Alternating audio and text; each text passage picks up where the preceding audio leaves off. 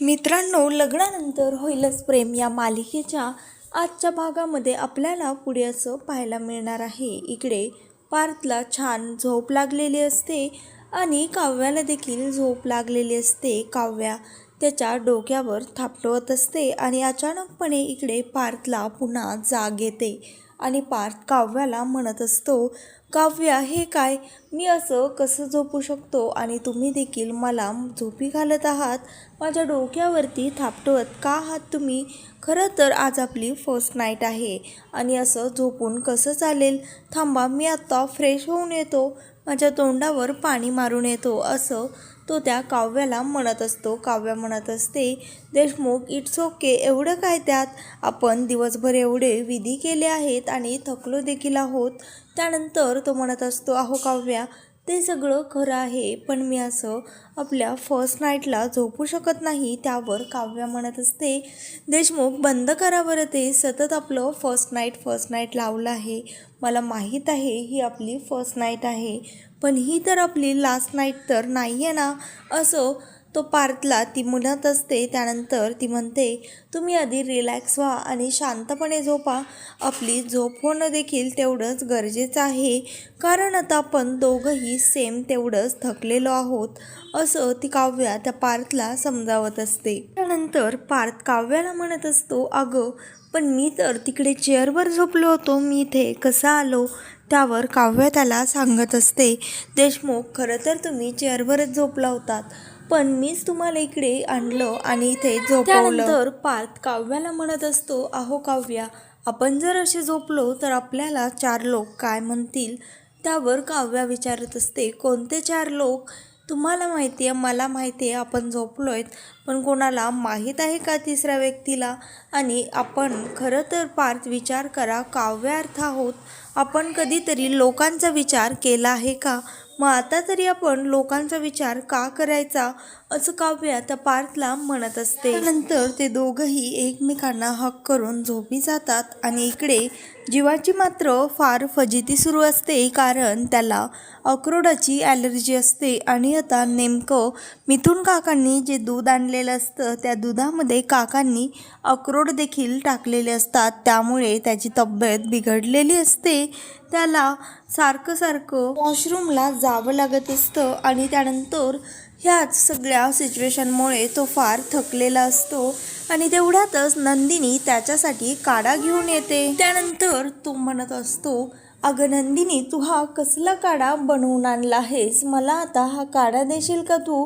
खरं तर आता आपली फर्स्ट नाईट आहे आणि फर्स्ट नाईट दिवशी खरं तर तू मला काहीतरी वेगळं द्यायला हवंस, पण तू तर अशी आहेस, तू मला हा काढ्याचा ग्लास दिला आहेस. त्यावर ती नंदिनी म्हणते, मला माहीत आहे तुम्हाला अक्रोडाची ॲलर्जी आहे. खरं तर मी आत्ता किचनमध्ये दूध बनवण्यासाठी गेले होते, त्यावेळेसच पाहिलं तिथे अक्रोडाची साल पडलेली होते आणि हे सर्व मिथुन काकांनी केलं आहे. हे ऐकून जीवा फारच चिडतो आणि म्हणतो, खरं तर तो काका नाही, धोका आहे, धोका, असं तो नंदिनीला म्हणत असतो. त्यानंतर नंदिनी जीवाला म्हणत असते, तुम्ही आता माझ्यासमोर असे ऑकवर्ड होऊ नकात. खरं तर आपल्या म्हातारपणापर्यंत सगळी दुखणी खुपणी आपल्यालाच तर काढायची आहेत, मग असं माझ्यासमोर ऑकवर्ड होऊन कसं चालेल? त्यावर जीवा म्हणतो, हो खरं आहे तुझं, पण तुम्ही बायका देखील आमच्यापासनं बऱ्याच गोष्टी लपवून ठेवता. कदाचित आम्हीच तुम्हाला समजून घेऊ शकत नाही म्हणून तुम्ही तुमचे प्रॉब्लेम दुसऱ्या एखाद्या लेडीजला सांगता, पण आपल्या नवऱ्याला कधीही सांगत नाही. नंदिनी, तू देखील तुझे कोणतीही गोष्ट माझ्यापासनं कधीच लपवून ठेवू नकोस, असं ती जीवा तिला सांगत असतो. त्यानंतर नंदिनी जीवाला म्हणत असते, चला आता झोपा, तुम्ही आराम करा. खरं तर आता उद्यापासनं सगळे दिवस आपलेच आहेत, तुम्ही काही मनामध्ये विचार आणू नका. त्यावर जीवा म्हणत असतो, अगं नंदिनी, पण तुझा आज किती छान मूड होता.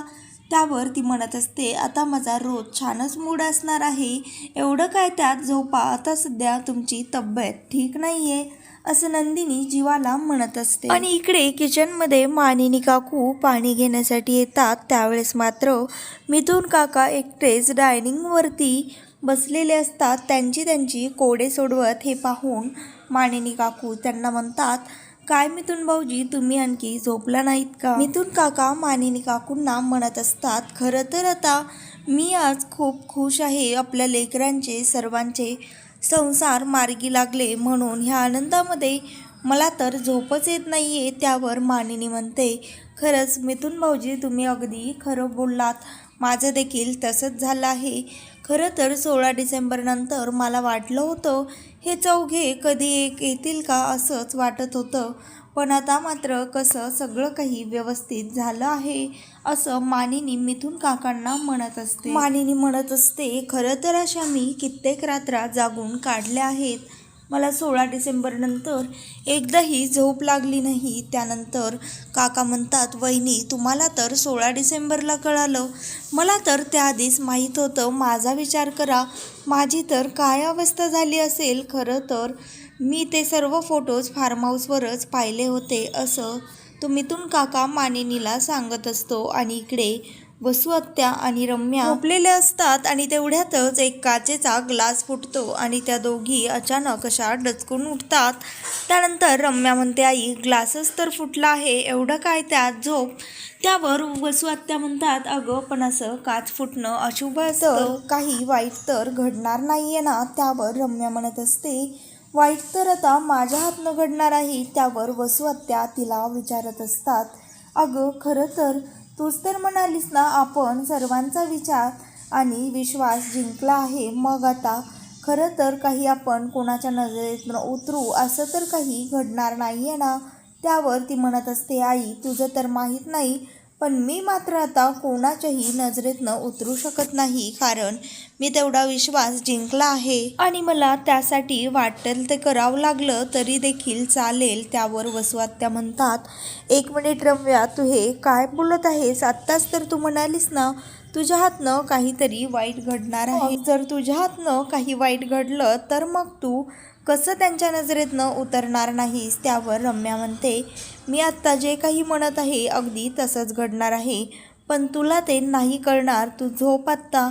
असं म्हणून रम्या झोपी जाते आणि वसू आत्या म्हणत असतात, ह्या मुलीच्या डोक्यामध्ये काय सुरू आहे देव जाणे. मानिनी काकू खरं तर त्यांना म्हणतात, भाऊजी तुम्ही खरं तर ते पुरावे पाहिल्याच नष्ट का केले नाही. त्यावर काका सांगत असतात, खरं तर वहिनी मी तेच करणार होतो, पण तितक्यात ह्या जीवाने स्वतःला जाळून घेतलं आज टॅटू काढण्यासाठी आणि ते सर्व ती बॅग तिथेच राहिली. त्यावर मानिनी म्हणते, पण ती बॅग मग घरामध्ये कशी आली. त्यावर तो म्हणत असतो, अहो वहिनी कशी आली काय, आपल्या सर्वांनाच माहीत आहे, नक्कीच ती वसू आत्या आणि रम्याने इकडे आणली असणार. त्यावर ती म्हणते, खरं तर मला नाही वाटत त्यांनी हे केलं असणार. खरं तर त्या म्हणतात, कारण आता रम्या फार बदलली आहे. त्यानंतर मिथुन काका तिला म्हणत असतात, अहो वहिनी तुम्ही हे काय बोलत आहात, त्यांनी न करण्याचं एक तरी कारण तुमच्याकडे आहे का. खरं तर त्यांनी काय काय नाही केलं तुम्हाला तर चांगलंच माहीत आहे, आणि पुराव्यांची तरी गरज आहे का. तुम्ही सांगा, कोणाला पुराव्यांची गरज आहे तुम्हाला, विक्रमदादाला की नंदिनीला. अहो माझी ती एवढीशी पिहू, त्या माझ्या पोरीलासुद्धा माहीत आहे की हे सर्व तिनेच केलं असणार.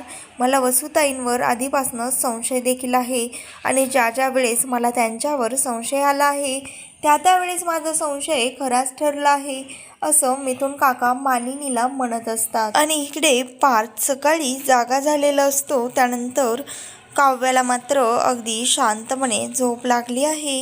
हे पाहून तो काव्याच्या तोंडावरनं हात फिरवतो आणि त्यांना गालावर किस देखील करतो. त्यानंतर इकडे नंदिनी देखील सकाळी उठून फ्रेश झालेली असते आणि तिने हेअर वॉश केलेले असतात. त्यानंतर ती जीवाला उठवण्यासाठी जात असते. तेवढ्यातच थोड्याच वेळामध्ये काव्या देखील उठते आणि काव्या इकडे नंदिनीच्या रूममध्ये जाते आणि तिला डचकवते. ती म्हणते, अगं ताई तू काय करत होतीस. त्यावर ती म्हणत असते, काही नाही, मी जीवाला उठवत होते. त्यानंतर ती म्हणते, अगं ताई तुला माहीत आहे ना, खरं तर तू मोहिते देशमुख झाल्यापासून मोहितांच्या सर्व काही रूढी परंपरा चालीरीती विसरून गेली आहेस. त्यावर ती म्हणते, अगं काय झालं काव्या, बोल ना. त्यावर ती म्हणते, अगं ताई, तू विसरलीस का, आज होळी आहे, हॅपी होळी असं ती नंदिनीला विश करते. आणि नंदिनी देखील काव्याला हॅपी होळी म्हणून विश करते. आणि त्यानंतर तुला आठवतंय ना ताई, ती असं म्हणत असते, आपण होळीच्या दिवशी खरं तर कोणाला न कोणाला बकरा बनवून त्याच्या अंगावर सर्व काही कलर्स टाकायचो.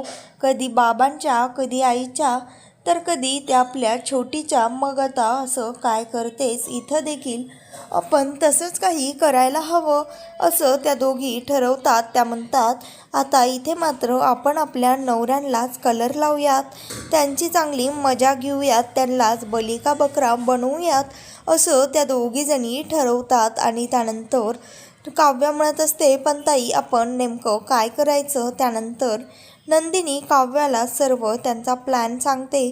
त्यानंतर काव्या म्हणत असते, अगं ताई, तू काय छान प्लॅन केलास, खरं तर आता आपण असंच करूयात असं त्या दोघी ठरवतात. आणि त्यानंतर काव्या स्वतःच्या रूममध्ये निघून जाते, फ्रेश होते आणि खाली डायनिंग हॉलमध्ये येते. त्यानंतर इकडे नंदिनी मात्र स्वतःच्या मनाशीच म्हणत असते. इकडे नंदिनी म्हणत असते, खरं तर नंदिनीची जीवा, हॅपी होळी, खरं तर तुम्ही माझ्या आयुष्यामध्ये आलेला सर्वात सुंदर रंग आहात, पण आज थोडीशी मस्ती तर अलाउड आहे असं ती स्वतःशीच म्हणत असते. आणि त्यानंतर त्या काव्या आणि नंदिनी जीवा आणि पार्थसाठी एक नोट लिहितात. त्यानंतर हे दोघे उठलेले असतात आणि घरभर त्या दोघींना सापडत असतात, पण त्या दोघी मात्र त्यांना कुठेही दिसत नाहीत. त्यानंतर त्यांना जिन्यावर एक नोट दिसते, त्यामध्ये लिहिलेलं असतं, सण आला होळीचा रंग चहूकडे, नद्या गेल्या परतुनी डोंगराकडे. त्यावर पार्थ म्हणत असतो, ह्या मुलींना कठीण आहेत, खरं तर ही कसली नोट आहे आणि आता ह्याच्यावरनं आपण काय गेस करणार, कुठे शोधणार ह्यांना. त्यानंतर तो म्हणतो, खरंच अरे दादा, ह्या तय्याबुलीच्या मुली अवघड आहेत, त्याच्यासारख्याच खरं तर कठीण आहेत. त्यावर तो म्हणत असतो, अरे तय्याबुलीचे काय, मोहित्यांच्या मुली म्हण. आणि तेवढ्यातच पार्थला एक आयडिया येते. त्याला असं वाटतं की त्या मोहित्यांच्या घरीच म्हणजे त्या माहेरीच गेल्या आहेत की काय, कारण नद्या गेल्या परतुनी डोंगराकडे, ह्याचा अर्थ त्यांना असं वाटतं की ह्या दोघी आता मोहित्यांच्या घरीच गेलेल्या आहेत. तर मित्रांनो, लग्नानंतर होईलच प्रेम या मालिकेच्या नवनवीन भाग पाहण्यासाठी आत्ता चॅनलला लाईक, शेअर आणि सबस्क्राईब देखील नक्की करा. आता नेमकं काव्या आणि नंदिनीने कोणता मोठा प्लॅन केला आहे आणि आता जीवा आणि पार्थ त्यांच्या प्लॅनमध्ये कसे फसतात हे पाहण्यासाठी आपली मराठी वाहिनी या चॅनलला बघत राहा. सबस्क्राईब देखील करा आणि व्हिडिओ आवडला असल्यास व्हिडिओला कमेंट देखील करा.